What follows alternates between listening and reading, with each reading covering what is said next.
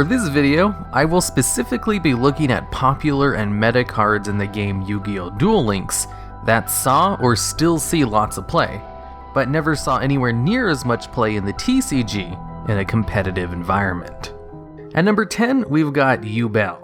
In regular Yu-Gi-Oh!, Yubel never saw any kind of competitive play, but was a very popular card for gimmick decks and more casual duels.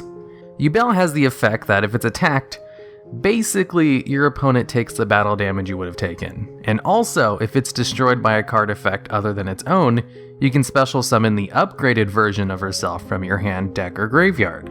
Its upgraded version basically has the same effect, only it also destroys all other monsters on the field during your end phase, and if it's destroyed by a card effect, you can special summon the final form of Yubel, who has basically the same reflect damage effect as the first two forms, only this one can actually activate it by crashing itself into your opponent's cards, and destroy those monsters as well as inflict damage equal to their attack. Now, this all sounds great, so why was this never meta in regular Yu-Gi-Oh? Well, because it was inconsistent.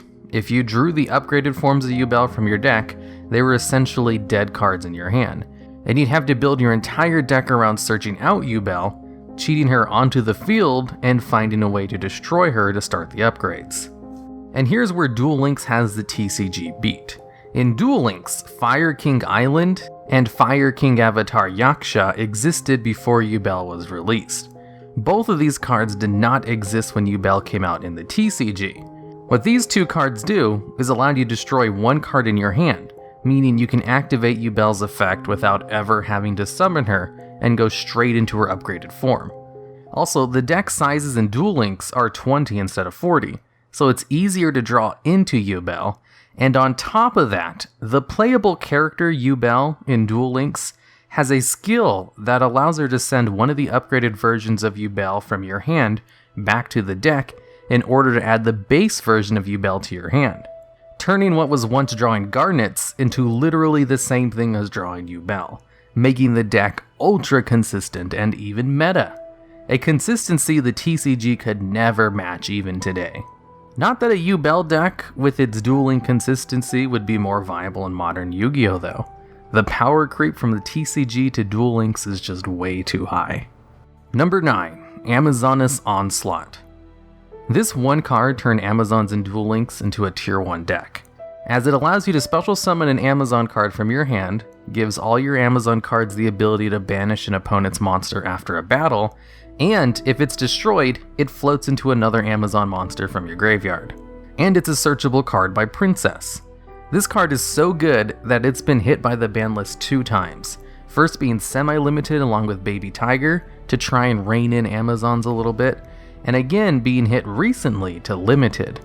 Just as a note, limited and semi-limited work differently in Duel Links. You can only have 2 copies of any semi-limited cards in your deck, and only 1 copy of any limited card. So with Baby Tiger and Onslaught both being semi-limited, you could either play 1 copy of each, or only 2 copies of one or the other, but not both. And on the TCG side of Yu-Gi-Oh!, Amazons are almost a joke of an archetype to play in competitive matches. Rogue deck strategy? Sure, maybe, but not meta. Modern Yu-Gi-Oh! Doesn't really care about battle banishes, as it's all about destroying your opponent's monsters before the battle phase. Plus, Amazons have so few good main deck Amazon monsters, which isn't a problem in Duel Links with the smaller deck sizes, but is a big problem when you have double the deck space, and the only good Amazon monster is Amazon Princess. Number 8, Cupe of Ace. Cupe of Ace was never used in meta decks or even rogue decks in regular Yu-Gi-Oh! After all, it's a gamble effect with a pretty bad negative effect. You flip a coin. If heads, you draw 2 cards. If tails, your opponent draws 2 cards. So it's either go +1 or -3. And this card was used so much in Duel Links, it's now semi-limited. In the early days of Duel Links, there was a burn deck called Taya Burn, which took advantage of Taya's skill to let both players draw 1 extra card at the start of the duel. And the burn card Restructure Revolution, which does 200 points of burn damage per card in your opponent's hand. With the smaller life points of 4,000, getting off 1 of these cards on an opening hand with a skill was 1,000 points of burn damage. If combined with Cupe of Ace, it was an extra 400 points of damage. If you got heads with Cupe of Ace, you won the duel, as the extra 2 cards was enough to FTK your opponent with burn cards. Eventually though, Restructor Revolution was limited, and the skill was nerfed, so the burn deck died. And then later on, Cupe of Ace was used with other strategies, like mill decks and the Bamboo Sword FTK. In mill decks, getting the negative effect was actually a pretty effective mill on your opponent with the smaller deck sizes. And getting a heads was still also good, as you could draw 2 more mill cards. And with Bamboo Sword, getting 1 heads gave you enough cards to FTK your opponent, similar to the burn deck. So in the next ban list, they hit all the cards that were part of the Bamboo Sword FTK, and hit lots of popular mill cards, and for good measure, hit Cupe of Ace as well. That way, they wouldn't have to worry about future decks being able to win on a straight up heads coin toss, a problem that doesn't exist at all in regular Yu-Gi-Oh! In any kind of burn or mill deck. 2 cards is nothing of a mill in a 40 card deck, and burn decks lose if they get the tails effect. Number 7. Super Rush Headlong. You can target 1 monster you control and declare 1 attribute, and then if that monster battles another monster with that attribute, you destroy that monster at the start of the damage step. This card is one of the most played quick play spell cards in Duel Links, as it can be used on any monster to destroy basically any other monster during your turn, or as protection during your opponent's turn to destroy an attacking monster. Its versatility and good effect makes it incredibly useful, as well as its chainable nature to spell and trap card removal. Now in regular Yu-Gi-Oh! This card came out in 2015, along with Magispectors. You know, the series of pendulum monsters who are unaffected by destruction effects and untargetable by baseline. Super Rush Headlong would have been an okay card back in the day if it came out earlier when cards like Sakuretsu Armor were considered staple cards, but it simply came out way too late in the power creep of the game to ever be viable. But it fits in perfectly with Duel Links, where OP cards are not even added to the game, giving it the perfect meta environment to thrive. Number 6. Massivemorph. This card has the effect that allows you to double the attack and defense of an opponent's monster, but it can't attack you directly, essentially permanently stopping a monster from attacking you as long as you have no monsters for it to attack. When run at 3, this was the ultimate stall card, as you could just stop monsters from attacking you directly when used on choice cards. Plus, when combined with cards like Draining Shield or Enchanted Javelin, you could gain massive amounts of life points off that one Massivemorph monster, which allowed you to stall out further with just life points, and your opponent only having 2 other monster zones to attack you with. Alternatively, you could just crash into it with an Amazoness Swordswoman to kill your opponent with large amounts of reflect damage. It was so good in stall and burn decks that it was limited in Duel Links. Now in regular Yu-Gi-Oh!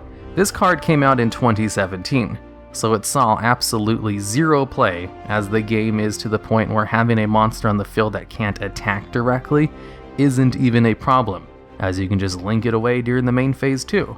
A phase that doesn't exist in Duel Links, or just whenever you want. It's much easier to use all the cards on your side of the field as a resource in the TCG than it is in Duel Links, where Synchro monsters just came out. And not all decks even run tuners, as there isn't enough generic Synchro monsters out yet. Number 5. Hey Trunade. This card allows you to return all set spell and trap cards on the field back to the hand, essentially allowing you to clear your opponent's back row so you can set up an OTK and carry out the attack uninterrupted for a turn. In a game like Duel Links, where most decks play battle traps, this card can guarantee you the win, and it was so good at that it's currently planned on being semi-limited. Now as to why it never saw play in the TCG, well, it's because it came out in 2018. In modern Yu-Gi-Oh!, hardly any of the top decks even play trap cards anymore, and the few they do play act as hand traps. So because of that, you'd be kind of wasting a deck slot playing Trunade. Now just to mention it, there is also a banned card called Giant Trunade, with a similar effect to Hey Trunade that allows you to return all spell and trap cards on the field and not just set ones. Being able to return all of your face-up cards as well, and your opponent's, is a much more abusable effect than set cards, and that's why one card is still banned, and the other one is never played. Number 4. Sphere Kuriboh. Sphere Kuriboh has the effect that if your opponent's monster declares an attack while this card is in your hand, you can send this card to the graveyard to change the attacking monster to defense position, essentially allowing you to stop one attack. It also has a secondary effect to be used as a tribute for a ritual monster from the graveyard, but that effect isn't used very much. But its hand trap effect is used quite a bit. Sphere Kuriboh is one of the few hand traps in the game, and it is used in all kinds of decks as a tech defensive option, as you don't have to worry about it being destroyed by an opponent's card effect on the field like you would spell or trap cards. You can just safely have it in your hand and use it whenever you want, which is also the reason hand traps dominate the game in regular Yu-Gi-Oh! As well. But Sphere Kuriboh sees no play in the TCG. Sphere Kuriboh came out in 2015, when the power creep of the game was way past the point where stopping one attack was a good effect. Especially when the TCG already has Battle Fader and Swift Scarecrow, two hand traps that can stop a whole battle phase. Plus, with Link monsters not being able to even go into defense mode, it's almost useless in modern Yu-Gi-Oh! But still so good in Duel Links that I'm still kind of working on getting a third one. Number 3. Wall of Disruption, the ultimate battle trap. When your opponent's monster declares an attack, all attack position monsters your opponent controls lose 800 attack permanently times the number of monsters they control. So if they have a full board of 3 monsters, all the attack position ones will lose 2400 attack, and leave them sitting out in attack mode for you to beat over on your next turn, as there's no main phase 2. It's one of the most played cards in Duel Links, and is so prevalent that people will sometimes not attack if they have a full board of monsters and you only have one card face down. So scared is the average Duel Links player of getting disruptioned. Now, in the TCG, cards like Mirror Force, Storming Mirror Force, Quaking Mirror Force, Blazing Mirror Force, and even Mirror Force Launcher exist. All of them much better than Wall of Disruption, and none of them see regular play in top decks. Battle traps are just too slow, and if all those great Mirror Force cards rarely see play, it's no wonder Wall of Disruption sees none. Number 2. Treacherous Trap Hole. If you have no trap cards in your graveyard, you can target 2 monsters in the field and destroy them. Since the only conditions for this card is having no traps in your graveyard, and there needing to be 2 monsters on the field, you can activate this card whenever you want, making it the ultimate play disruptor, extender, finisher, or defensive card, and its sheer versatility makes it probably the most played trap card in the game. But seeing as you can't really play other trap cards with this card, people often opt to just run no other trap cards just to use this one card. And with the smaller deck sizes, it's pretty easy to see this card often enough, even if you only play 1 or 2 copies. In fact, it's also being semi-limited for how many people are opting to forego all other trap cards just to play this one. Now, in regular Yu-Gi-Oh!, this card actually did see some play. In Froggy Monarch decks back in the day, a deck that never played trap cards, they would sometimes use a Treacherous Trap Hole or 2 since they could afford it. Also, Trap Tricks decks could use its effect and bypass its cost with their Exceeds monster. And that's about it. Not all Froggy Monarch or Trap Tricks decks used it, only some of them as tech options, so I thought it still counted for this list because it was never used on the sheer scale it is used in Duel Links. And number 1, Enemy Controller. Enemy Controller has 2 effects, and it can choose to activate one of them, and its first choice is to change an opponent's monster's battle position, which can be used to either stop one attack, or to change a weak monster to attack position during your turn to attack over it, or a strong monster to defense position to attack over its smaller defense.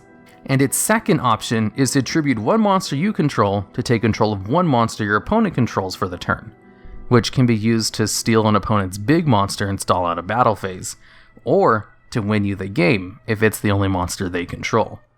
The sheer versatility of the card, in a game where Sphere Kuriboh is considered top tier, and it only stops on one attack, made Enemy Controller one of the most played cards in the game.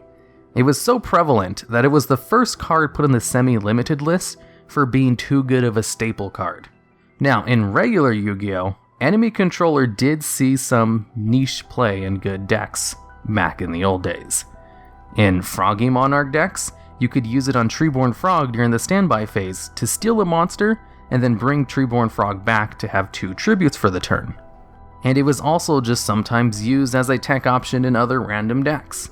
It was never played on the scale that it is in Duel Links, where even at semi-limited it still sees a ton of play, even if not in 90% of decks like it used to.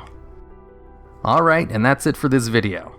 I'll have you know, I've been playing Duel Links casually for over a year now non-stop, so I have a lot of Duel Links knowledge on the game. If you liked the Duel Links top 10 and want to see more like it, let me know. If you hated it and want me to only stick to regular Yu-Gi-Oh!, let me know. And if you have ideas for similar videos, I'd love to hear about them down in the comments.